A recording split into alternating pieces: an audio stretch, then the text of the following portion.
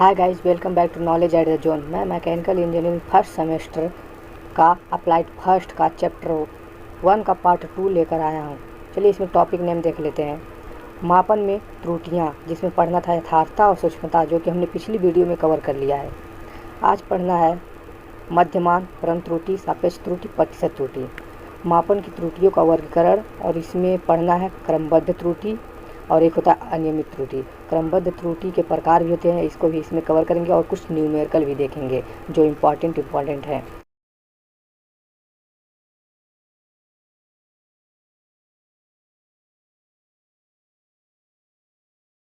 चलिए देखते हैं पहला टॉपिक। पहला टॉपिक है माध्यमान। जब किसी एक समूह की आंकड़ों अथवा प्राप्त अंकों को जोड़कर समूह की संख्या से विभाजित किया जाता है तो प्राप्त राशि को उस समूह के आंकड़ों का मध्यमान या औसत मान कहते हैं। यानी हमने मान लीजिए 39, 40, 41 नंबर लिया, जो इन्हीं को आंकड़े कहते हैं। अब इन सबको जोड़कर, और उसमें 4 संख्या थे और 4 संख्या से डिवाइड कर देंगे तो हमारा औसत मान या माध्यमान निकल जाएगा।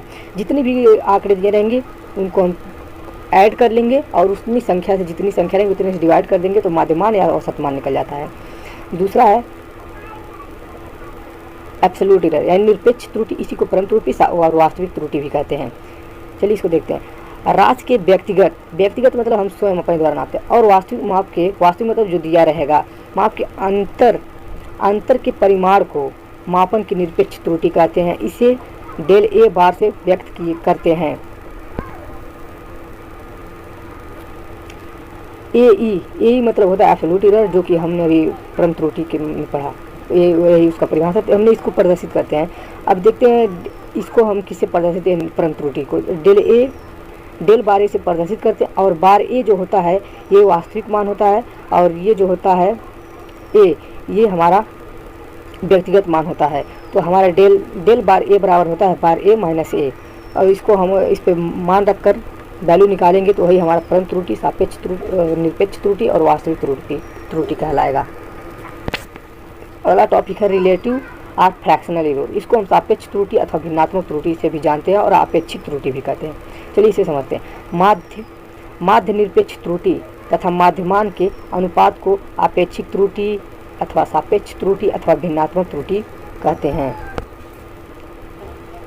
चलिए अब देखते हैं आर ई मतलब रिलेटिव एरर।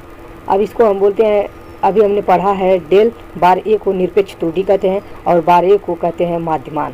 तो उसको जब हम निरपेक्ष त्रुटि में माध्यमान बोल रहे हैं, बार ए जो होता है वास्तविक मान होता है। जब निरपेक्ष त्रुटि को वास्तविक मान से डिवाइड कर देते हैं तो वही हमारा सापेक्ष त्रुटि, आपेक्षिक त्रुटि या भिन्नात्मक त्रुटि कहलाता है। अगला है प्रतिशत त्रुटि। आपेक्षिक त्रुटि को प्रतिशत में व्यक्त किया जाता है तो उसे प्रतिशत त्रुटि कहते हैं। अब उसको ऐसे प्रतिशत में त्रुटि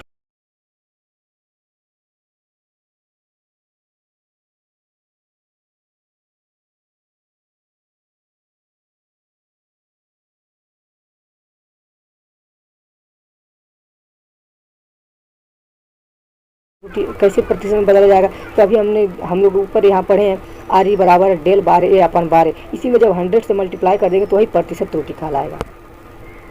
अगला है योग में त्रुटियों का संयोजन। अब इसमें त्रुटि में योग का संयोजन देखते हैं। तो माना x बराबर a प्लस b कोई वैल्यू है, तो मापों की त्रुटियाँ सहित लिखने पर, तो मान लीजिए x है तो x में कितना परसेंट त्रुटि है तो हम उसको डेल x से दर्शाएंगे, और a में तो डेल a से, और b है तो डेल b से। तो इसी तरह से यहाँ देखते हैं हम x में कितना परसेंट त्रुटि है तो plus minus del x equal to a में plus minus del a plus b में प्लस माइनस डेल b। ऐसे ही जब हम इसको सॉल्व करेंगे तो यहाँ देखेंगे कि जो राइट हैंड साइड में त्रुटियाँ हैं एक में कर लेंगे और जो वास्तविक मान है उनको एक में कर देंगे, तो हम देखेंगे तो a प्लस बी एक क्वेश्चन में प्लस दूसरे क्वेश्चन में del a plus del b हो जाएगा। राइट हैंड साइड वैसे ही रहेगा। अब देखते हैं कि a प्लस बी बराबर हमें ऊपर माना था x बराबर a प्लस बी, तो अब यहाँ a प्लस बी की जगह x रख देंगे तो x कैंसिल हो जाएगा, तो हमारा आ जाएगा डेल x बराबर del a plus minus del b आ जाएगा। अब चलिए देखते हैं भाग में त्रुटियों का संयोजन।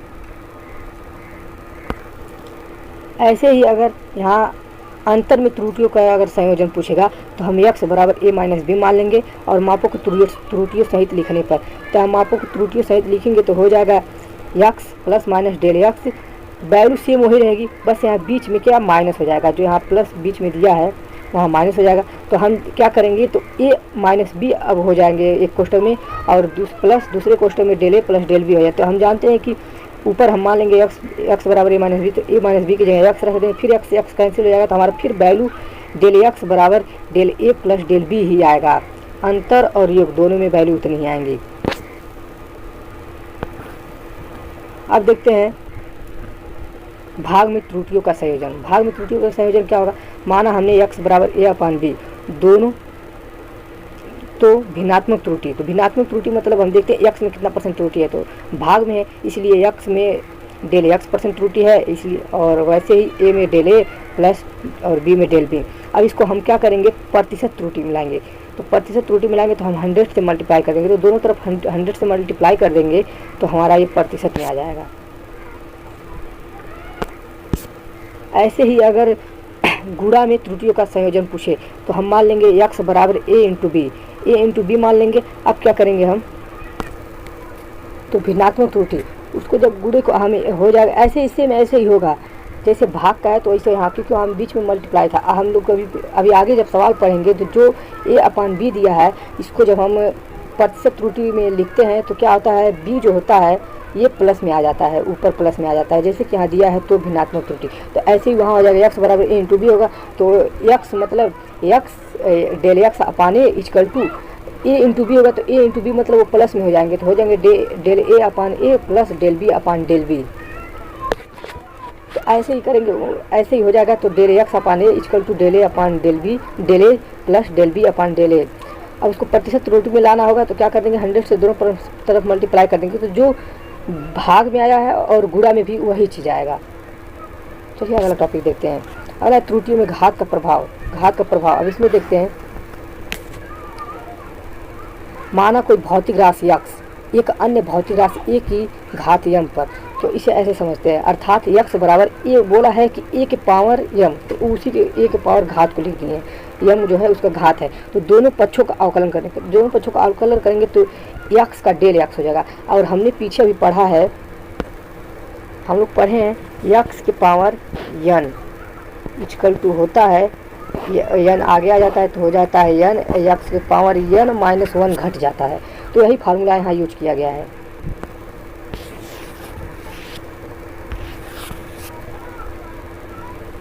तो ऐसे यहाँ जब दोनों पक्षों का अवकलन करेंगे तो डेल x इक्वल टू यहाँ जो a के पावर m है वो आगे आ जाएगा, तो हो जाएगा m a के पावर m माइनस 1, और a का फिर से एक बार अवकलन करेंगे क्योंकि यहाँ हमने सिर्फ m का भी अवकलन किया था, अब यहाँ हो जाएगा डेल a। अब दोनों पक्षों में नहीं, डेल x में x से और m a के पावर m माइनस 1 में a के पावर m से भाग देने पर, तो यहाँ भाग देंगे तो डेल x अपान x हो जाएगा। इसमें जब डेल a के पावर m से जब डिवाइड करेंगे तो ऊपर जाके इन्वर्स में हो जाएगा, तो हो जाएगा a के पावर माइनस m हो जाएगा। अब हम यहाँ देखते हैं कि a और a भी दोनों मल्टीप्लाई में है, तो हमको पता है जब दोनों मल्टीप्लाई में होते हैं तो पावर जुट जाता है, तो पावर जुट जाएगा, लेकिन यहाँ माइनस है तो ये प्लस माइनस का गुणा होगा तो माइनस हो जाएगा, इसलिए लेफ्ट हैंड साइड वैसे ही, अगर राइट हैंड साइड में क्या करेंगे m से m क्या हो जाएगा कैंसिल हो जाएगा, क्योंकि पावर जुट जाते हैं तो प्लस माइनस था तो माइनस हो गया, इसलिए कट जाएगा, तो हो जाएगा m का। अब यहाँ बचेगा a के पावर इनवर्स, इस साइड राइट हैंड साइड में बचेगा टोटल m a के a इनवर्स डेल a, तो क्या होगा a इनवर्स था उसको नीचे लाएंगे तो इनवर्स खत्म हो जाएगा, यहाँ वही चीज़ किया गया है। अतः भिन्नात्मक त्रुटि del x upon x equal to m del a upon a, और इसी में जब दोनों तरफ 100 से मल्टीप्लाई कर देंगे तो यही हमारा हो जाएगा प्रतिशत में।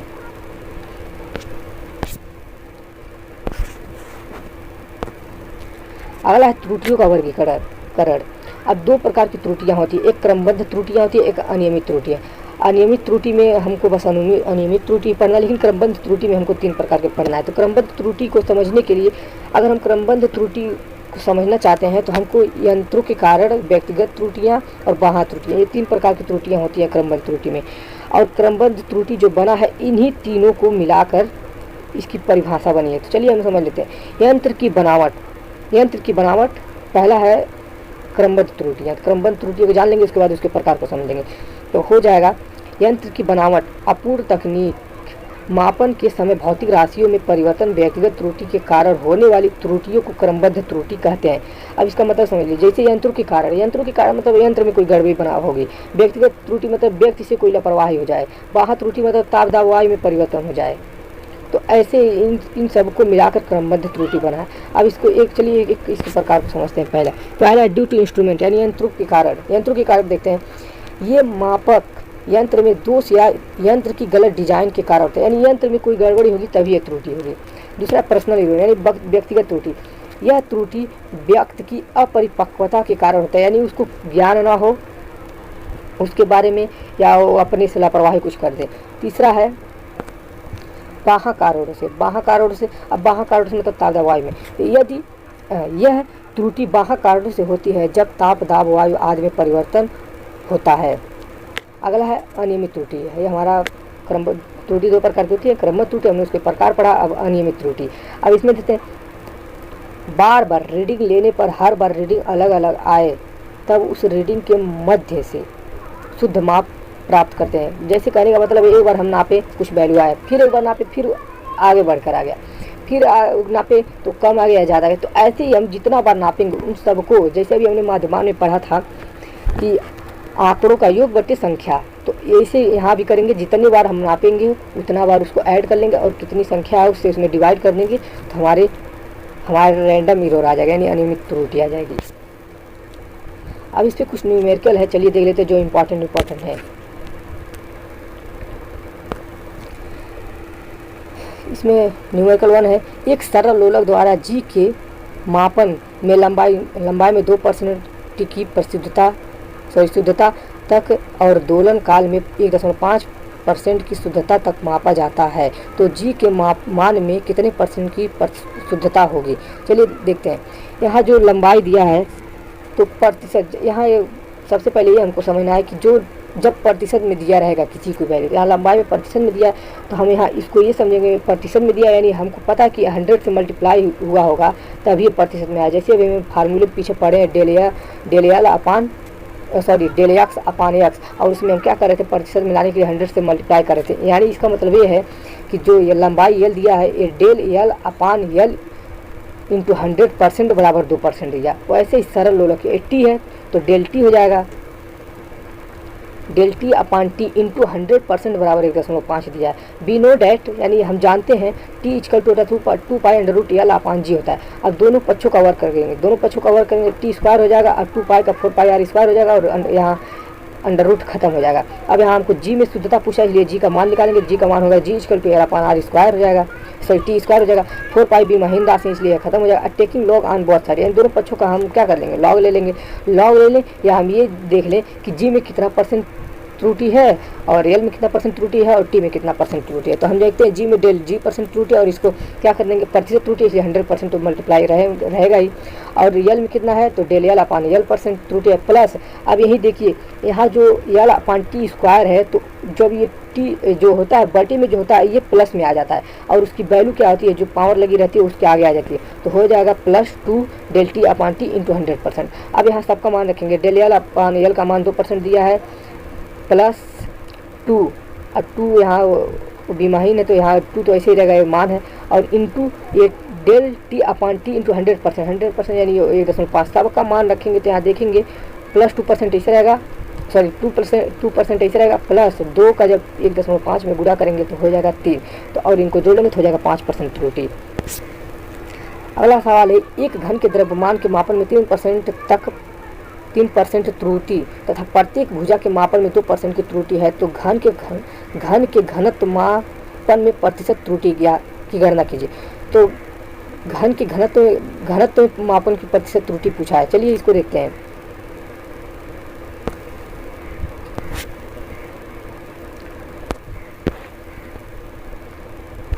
हम जानते हैं बी है गिवन, यानी हमको दिया है। अभी हम आपसे पीछे बताएं कि जब परसेंटेज में दिया रहेगा तो हम ये देख लेंगे पहले क्या दिया है।